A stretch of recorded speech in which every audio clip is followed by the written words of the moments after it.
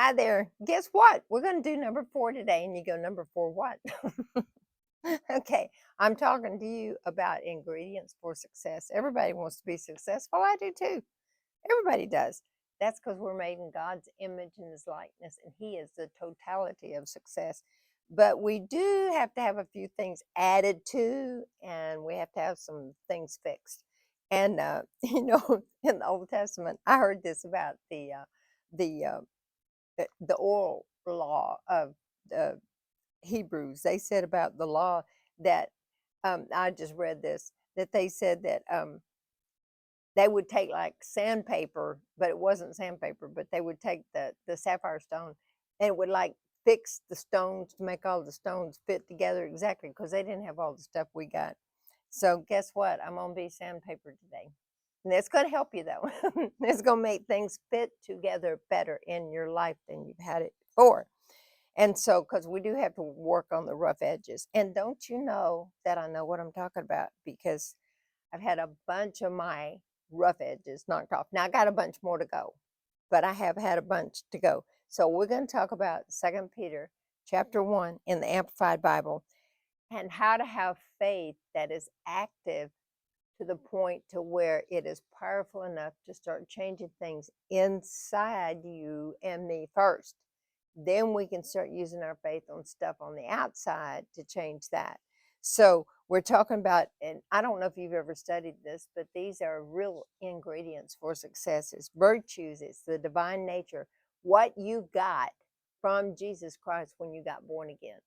When you got born brand new, he gave you everything that you need. He gave me everything I need on the inside of me to reach our goals, to be successful. So let's look at Second Peter chapter 1, and I'm in the Amplified Bible. I don't know if you can see my Bible all the way down here, but anyway, that's where I'm pointing, down there.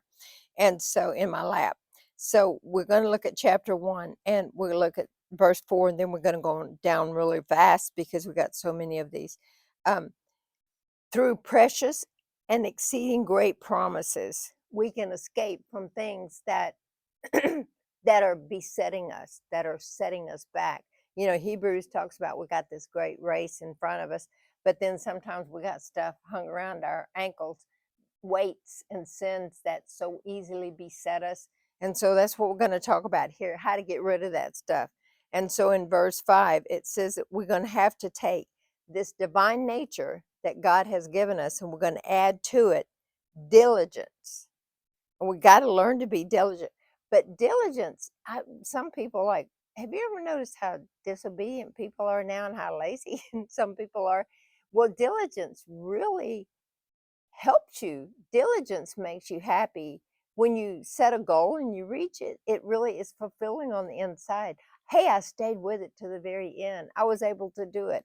And so that's one of the great things about me. I like to watch people starting some kind of a race in life, and I want to cheer them on, get them going, get them all the way to the finish line. So let's do the end of verse 4. It says that you can become a sharer, you can actually share or be a partaker of the divine nature of God. One of the things he says, for this reason, verse 5, adding diligence to the divine promises. So, what promise do you have from God?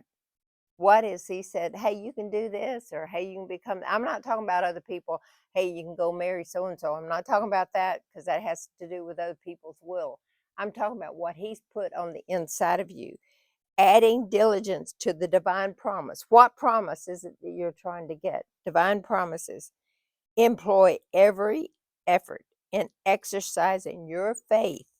So, with diligence, then we take diligence and we add it to our faith so we can start adding some of these other virtues that we absolutely have to have, because what we want to do is get over here to verse 10. So, look at verse 10.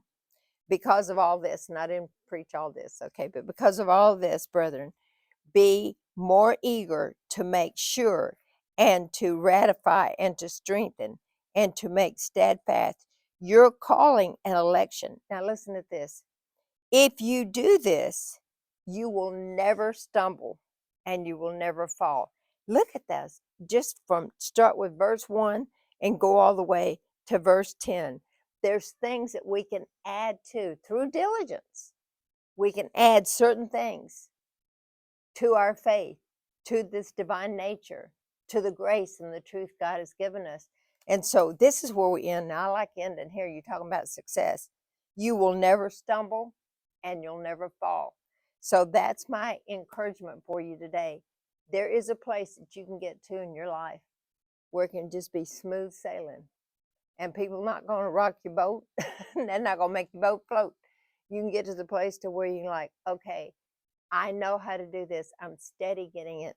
And I heard Gloria Copeland say this so many years ago. Somebody asked her, you know, how did you reach all this success and everything? And she said, just keep walking.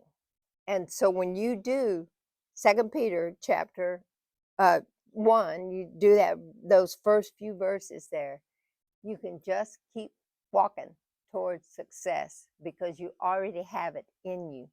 You just need to add a little extra and get that diligence working so you can add these other virtues to yourself that are already in you. You're not getting them from out here. They're already in there. You're allowing them to be exercised and become fully matured. Did you like that?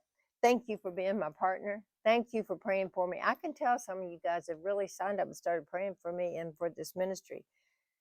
Things are really happening. We're really starting to expand. I've been in ministry a long time. I've done a bunch of stuff. Let me tell you, I've done all kinds of things in ministry. And so now it's like it's my third wind. I'm getting my third wind at my age.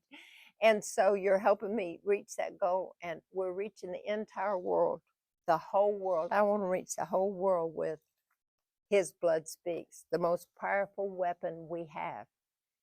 It's every single day we can have victory, and every single day we can see the devil's defeat. You can order this from gingerziegler.com, and you can also become a paying partner, not a paying partner. I guess that's not the right thing to say, a giving partner. And you can help me reach some of these goals, and you can help me expand this ministry some more so that the word on prayer and the word on how to be successful, how to use the power of the blood of Jesus against the devil, I just would appreciate it. And I know a lot of you are already given, and I'm really thankful for that. And I really am. I'm really thankful. God is really blessing you, and He's blessing me. And every time you give, what He blesses you with is what seeds that you're planting into, what you're planting into. You're planting into the blood speaks. The most powerful weapon anybody could have on the face of this earth is the blood of Jesus speaking to us, in us, for us, and against the devil. So I appreciate all those. And if you're not giving, then just go to the website and it'll tell you how to do it. And I just thank you for it. So I'll see you next time. God bless.